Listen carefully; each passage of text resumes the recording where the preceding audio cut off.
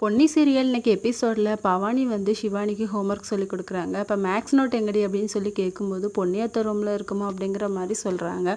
உடனே பிரீத்தி வந்து நான் போய் எடுத்துகிட்டு வரேன் அப்படிங்கிற மாதிரி சொன்னதும் சரி அப்படிங்கிற மாதிரி பவானி சொல்லிடுறாங்க. அங்கே போய் எடுக்கிறாங்க. அப்போ ரூமில் யாரும் இல்லை அப்படின்னு சொல்லி பார்த்துட்டு சக்தி மட்டும் பெட்டில் தூங்கிட்டு இருக்காரு. அவங்க பக்கத்தில் உட்காந்து ஃபோர்ஹெட்டில் கிஸ் பண்ண போகிறாங்க.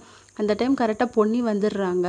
பிரீத்தி அப்படின்னு சொல்லி கத்துறாங்க. அப்போ சக்தி முழிச்சிடுறாரு. என்னாச்சு பொன்னி, எதுக்கு கையில் இருக்க பக்கெட்டை கீழே போட்டால் துணிலாம் கீழே விழுந்திருக்கு, என்னாச்சு அப்படிங்கிற மாதிரி சொன்னதும் பிரீத்தி வந்து திருன்னு முழிச்சிட்டு ஆமாம் கீழே துணியை போட்டாங்க அப்படின்னு சொல்லி எடுத்து கொடுக்குறாங்க. பொன்னி வந்து பிரீத்தியை முறைச்சி பார்த்துட்டே இருக்காங்க. கீழே வந்து பிரீத்தி வந்து டைனிங் டேபிளில் வந்து உட்காந்து தண்ணி குடிச்சிட்டு இருக்காங்க. அப்போ ரொம்ப நர்வஸாகவே இருக்காங்க. என்னாச்சு பிரீத்தி அப்படின்னு சொல்லிட்டு பவானி கேட்குறாங்க. ஒன்றும் இல்லைக்கா அப்படின்னு சொல்லி மழுப்பிடுறாங்க. அதுக்கப்புறம் மாடிக்கு போகலாம் அப்படின்னு சொல்லிட்டு பிரீத்தி வந்து போகிறாங்க.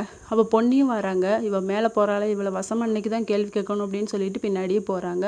உங்ககிட்ட கொஞ்சம் பேசணும் அப்படிங்கிற மாதிரி சொல்லி கூப்பிடுறாங்க. சக்தி கிட்ட நீ கொஞ்ச நாளாகவே ஒரு விதமாக தான் நடந்துக்கிட்டு இருக்க, அது எனக்கு தெரியுது, நான் உன்னை கொஞ்ச நாளாக வாட்ச் பண்ணிக்கிட்டே தான் இருக்கேன் அப்படிங்கிற மாதிரி பொன்னி வந்து ரொம்ப கோவமாக சொல்கிறாங்க.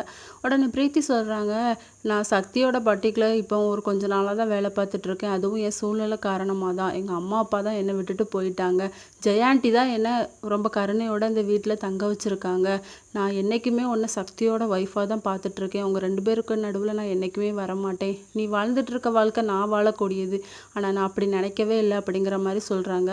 வாயை மூட, அதெல்லாம் எனக்கு தெரியும் அப்படிங்கிற மாதிரி பொன்னி வந்து ரொம்ப கோவமாகவே திட்டுறாங்க.